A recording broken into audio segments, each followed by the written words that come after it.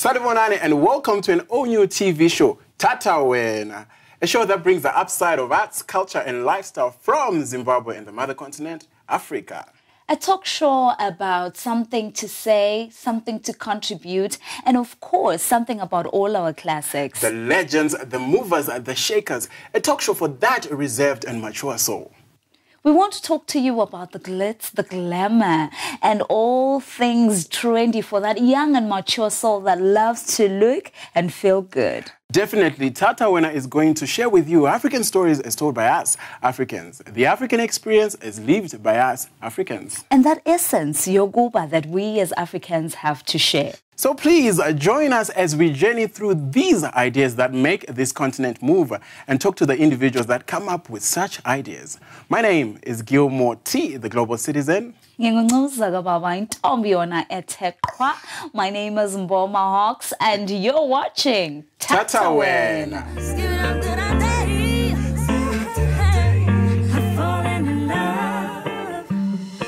In this episode, we talk women and domesticity, the changing of these roles in Africa, and the importance of having women in leadership and also being involved in decision-making processes.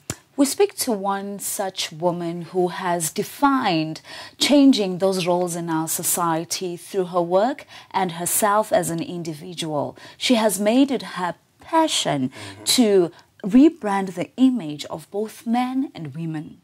And later on in the show, we are going to have some voices on this topic of women and domesticity, and also the importance of balance and how us as a community can take this up and make it happen within our spaces. And of course, we conclude with our favorite segment, What Grinds My Gears, which addresses social ills. But first, she's an image and brand management consultant. She's a marketer, she's a mother, she's a sister, she is a friend, she's a wife, she's a phenomenal woman. Welcome, Nonto.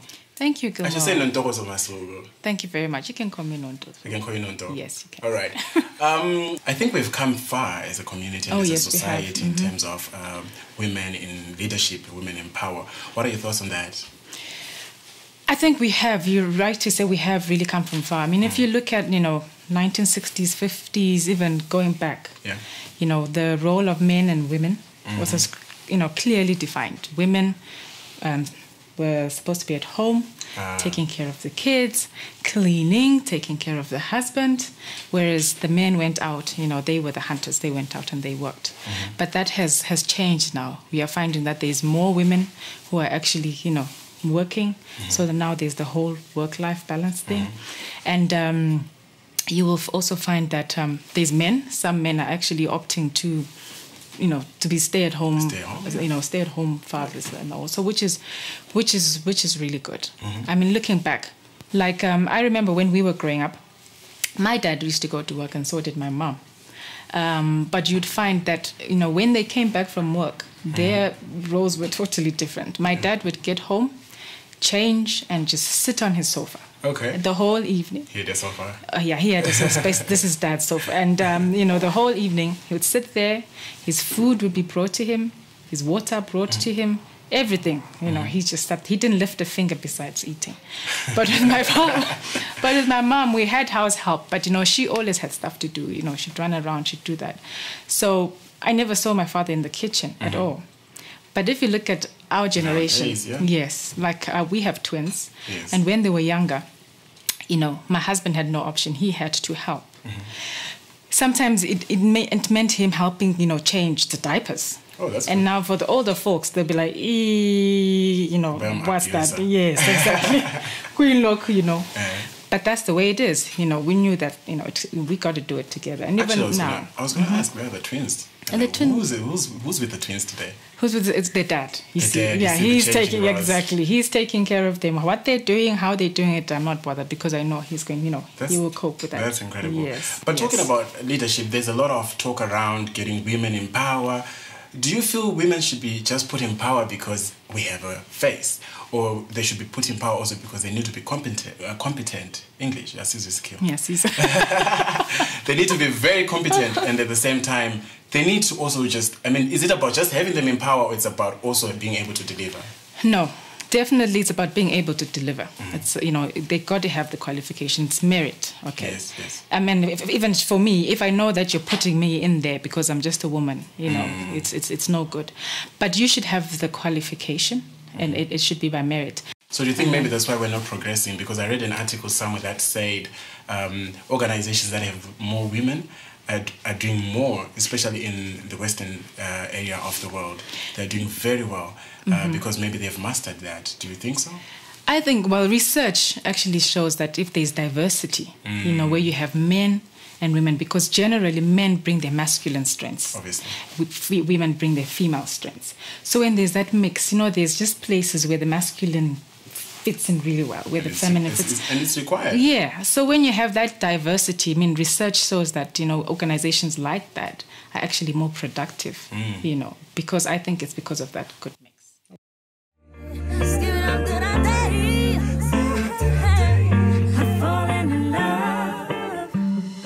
Perfect. You used to write?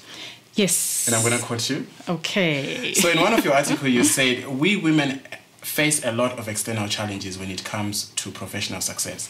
The biggest challenges, however, are the walls we build in our own minds. Let's talk about it. Okay. I think that is so true, actually. You know, we talk about this whole gender equality, gender parity, and a lot of times we point fingers and say, you know, government needs to do this, organizations need to do this. But I think as women as well, sometimes we are our own, you know, cause our own downfall. Okay. And we're not as assertive as we should be, you know. So I think that needs to change. Obviously. Not assertive and you know, just being able to speak out, just being able to sit at the table and be the difference. And but also contribute. It's not just about sitting at yes, the table. sitting at the table in terms of, yes, sit and contribute. Yes. So we have got to be the change. And there's what we call this imposter syndrome. You know, women, sometimes we suffer from this imposter syndrome where you feel like you're not adequate. Even when you're qualified for a job, it's like, you know, I'm not... You never feel like you're really, you know, you've earned it. There's a time when you were young and then your mother and your sisters threw a surprise party for you in your room, and it's one of your fondest memories as a kid. So already you grew up around sisterhood, you grew up around women, being a sister, being a friend, and things like that. How has it influenced you in what you're doing right now? How? Good question. Yeah, I think I grew around women. I'm the oldest, I guess, the eldest girl in our family. And so I kind of relate, you know, we talk. I know, you know, what women think. I know the struggles that we have to face. And for me, like I feel my purpose, my mission in life is to help people be the best that they can be. So when I see, you know, the struggles and, you know, the whole, you know, issues that as women we have to deal with, I feel, you know, maybe it's the whole big sister thing coming out that, you know, I feel like I need to, you know, let's help each other. Let's do something. Right. I mean, obviously, I mean, you're talking very nicely about, I grew up with my sisters. I'm sure there was cat fights all the time. Oh, yeah. And there's a lot of that in today's society. Yes. I mean, how do you deal with that also as the bigger sister coming out of you? We call it the PhD syndrome. Pull her down syndrome. I mean, Gilmore, you know, at the end of the day, I think it's not just about what I can do. Yes. It's about realizing as women that, you know, there is that PhD, you know, and we need to do something about it as individuals together, you know. Let's support one another. You know, this whole being jealous, why is she doing this better than me? You know, I should do that, not her. That's got to change somehow. You know, and so all of us are responsible for that change. All right, we're just going to take a short break. So if you're still watching, you are watching Thatha Wena. The hashtag is Thatha Wena on all social media platforms. We'll be back soon after these messages. Welcome back, and you're still watching Thatha Wena with Nontokozo Masuku. Before we went for the break, you were talking about women being able to support each other. Because I feel like even way back, there was... Every time you see women coming together, things happen. Things happen, and they do. Maybe it's high time that starts happening within our society, possibly. No, I think it's a fact. It's a fact. Yes, and they are seeing more and more women are working together, and they are, starting organizations. There's talk of banks, and it's all right when women do get together and we put away our differences. But in our African society, I mean, we can't run away from the mother-in-law issues. As much as there's globalization and we've moved and we're moving forward, we still have those things coming into play. Yes, but no.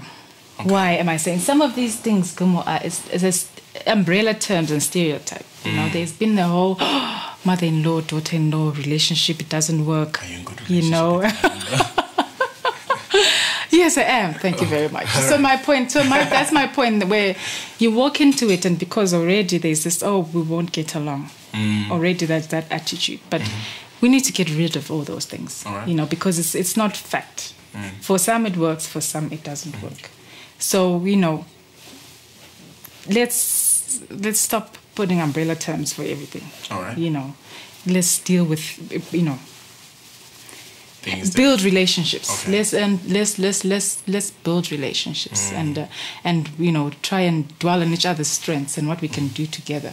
We have incredible women such as Joyce Banda. She was the president in Malawi. But before she became the first female president, she was a vice first.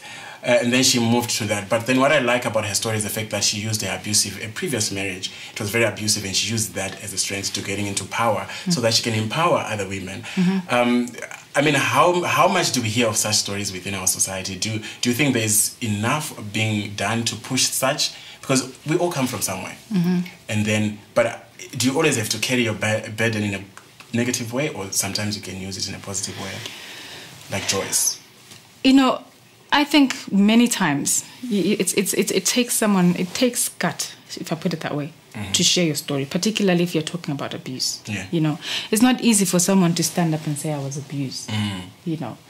But there is power, there is impact in storytelling. People relate to stories, practical things. Yes. So your story could have, you need to turn it into a lesson. Positive lesson, like you are saying Joyce did. Because there are a lot of women who are going through things, a lot of women, and they can't speak up because culturally you don't talk about things like that. You don't. But if you have those women who are willing to share their story, that helps, because there's a lot of women who are going through what they're going through, and so it gives them hope that things can change. I can make a difference. So use your story, to make a positive impact. This is Thatha Wena, and this is Nontokozo. She's incredible. I mean, she's amazing. But you can join the conversation, Twitter, Instagram, Facebook. The hashtag is Thatha Wena, but you can also follow us at Thatha Wena TV.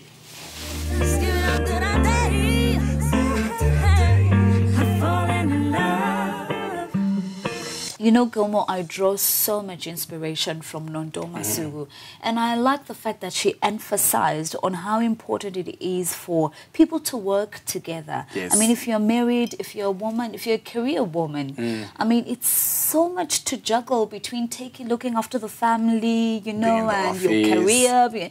It's too much. So if you have a helper, I mean, if I'm knocking off late, help around the house. But the husbands also, you don't need to have the helper. Because, she stated that her husband actually remained at home with the twins, and I feel like men themselves also have a huge role to play in the lives of a family. Yeah. I mean, in just a family setup, a man and a woman, they need to work together. We've come such a long way, and I think people are already beginning to be receptive to that idea. Yeah. It's different. It's so different now. You meet people or couples, they help each other around, and it's not a culture shock anymore to see a husband doing the laundry or things like that. Yes. But I like the fact that she's encouraging women to take up the challenges and make things happen. You can't sit and watch people and say, oh, someone's going to make it happen for me. No, you have to teach yourself. And I've noticed that, with many women, the minute they maybe have children, they stop with their careers or anything. There's no reason for you to stop. Shouldn't be like that. Yes, it shouldn't be like that. You should go on. I mean, nowadays we need women that can step up and sit at the table, the boardroom table. And offer something at the same time. Yes, it's not about sitting, I think. Because at the end of the day, it's either you eat or you're eaten. So you better be on the table and eat. And Nondo also emphasized on the importance of supporting each other as women, sisterhood. Exactly. Yes. It's not about always using your nails, those ones, to just catfight all the time, but it's about supporting each other as women, as men also, because I feel like it falls on both ends. It's not just about women, men with those nails. But then keep the sisterhood. You know, I see so many people maybe sometimes that step on each other's toes, and instead of and instead of helping each other up, I mean, if you have an event, if you're a sister and you have an event, it's more than just liking what it is that you're advertising. Attend. If I need to pay for it. Invite your friends as well to also attend that other one's event. You know, let's lift each other up. Definitely. And I feel it brings back the aspect of sustainability. Yes. The moment we're able to support each other and pay for that. Yes. And also for those that we're supporting, it's about producing quality stuff. Let's just not go and support, but supporting, no, it's about quality stuff. And so on. We grow as a community. Yes. Yes. Izandla ziyagezana. Now, of course, thank you so much, Siyabonga kakhulu, for all your support, your tweets on Facebook, Twitter, Instagram. Thank you for being part of the family here at Thatha Wena. We love and appreciate you so much. Don't you go anyway, because we'll be back with more on Thatha Wena.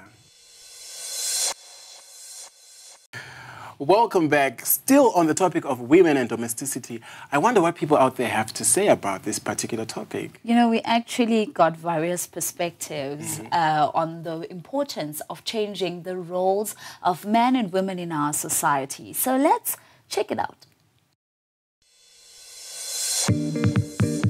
Basically, women are expected to be in the kitchen, at home, raising kids, looking a certain way, dressing in a certain way, and men are out there, you know, getting the money, paying the bills, you know, that type of thing. Actually, I don't think this idea of 50-50 is a good idea. You know, this whole thing of gender, it is a social construction. So we're not saying that women should become men or men should become women, or that, you know, the one is more important than the other. But what we're saying is that we should provide, you know, the same type of opportunity. So if a woman wants to work, yes, she should be able to go out and work. You cannot superimpose or import ideas about things that we cherish simply because we believe them to be true. There are some things that are better off done by men, not women. And there are some things that are not supposed to be done by men, like changing nappies and so on. Of course, a woman is the only one who can give birth to a child, obviously, and a man cannot. But then when you look at it, the primary role of the woman, the one that's obvious, is to give birth to the child and breastfeed the child. Otherwise, everything else, changing diapers, cooking, you know, everything else, the man has two hands, he can do it as well. No one should be threatened by another person. Bona bengolelo mama bengathi sembalulaza, but is something ekhona ukuthi baloku ba soft. Very interesting perspectives from those out there. I mean, personally, I relate to a lot of stuff because I was raised by my mom. So my father passed on when I was 3 years old, and then I saw my mom take up roles. She literally fathered me. So I remember when I was a kid, I used to buy Father's Day cards, and I say, happy Father's Day, Mom, or happy, you know, like vis-a-vis. And that's just my personal story. And then I feel like women have the power and the authority to take up roles in community. Oh yes, definitely. It's time that people stepped up. I mean, we are past the time where we say ukuthi ubaba umsebenzi wakhe, ubaba kapheki, ubaba kayenza ukuthi umama hayi umama kavunyelwa ukuthi ayenze ukuthi. I think it's time we cross over those boundaries. Hello, it's the 21st century. It is.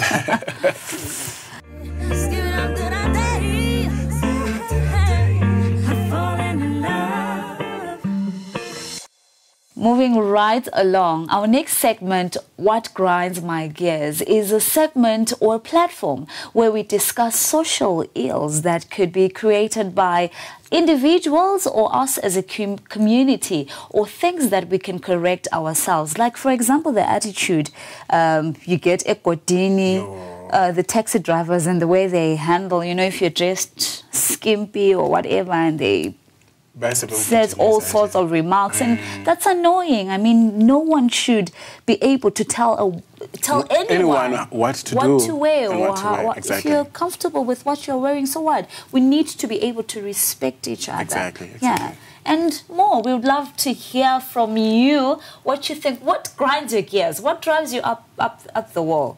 What grinds my gears is people that litter.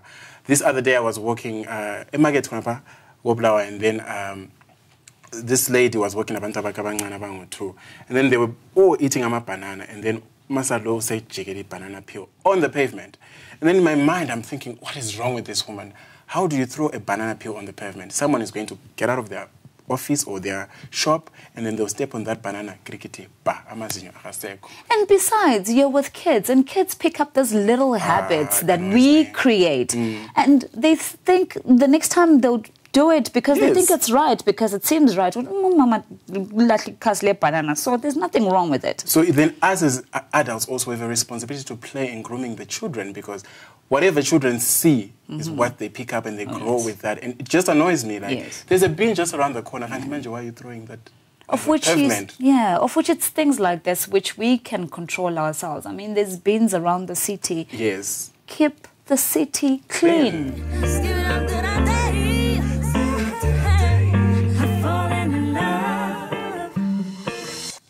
Such a great time we had on this episode on Thatha Wena. We spoke to Nontokozo Masuku, a phenomenal woman who's doing incredible stuff. She's doing a lot of stuff in business, also in her community, that have to do with issues of roles and changing roles, and the importance of taking up and owning up to things. Oh yes, and we also had people that we invited to the studio, and they aired their views as well and told us what they think about it before we jumped on to what grinds my gears. I shouldn't even be saying that with a smile. What grinds my gears? Your hair should be out right now.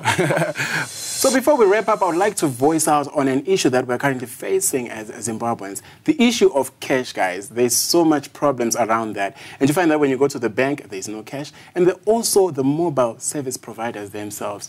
I'm guilty. I'm also guilty. And because some time back, I went to a mobile service provider that gives cash. And just before I got served, someone else was in front of me and they were told there was no cash. And then because I knew this person, who was serving these people, they gave me cash. I felt guilty. That person might be even more desperate than I am as an individual. So, but then now you see, the thing is, everybody needs money. Yes, the sad part is that people are taking and have begun to take advantage of each other. That in order for you to give me something, you need to get something. Yes, you need to get something, or I need to know someone so that I can get something. But there's actually cases also, someone was saying to me that they went into a bank and then the teller was, if I give you maybe $300, I would like a certain amount, a certain percentage to that. So you have to pay for your own money. Ripping each other off. It's such a sad story. Thank you very much for joining us on our very first episode on Thatha Wena. Oh yes, finally, we're so excited to have a new family out there. So Facebook, Twitter, Instagram, yes. Any day, anytime. Anytime. Join the conversation on all social media platforms. She said Facebook, Twitter, but the hashtag is Thatha Wena, and our handle is just below the screen right now. So yes, follow, stock. Thank you so much for your support. We love and appreciate you the same way you do for us. Definitely. I am the Global Citizen and my name is Gilmore T. My name is Mahocs and you're watching your very own Thatha Wena.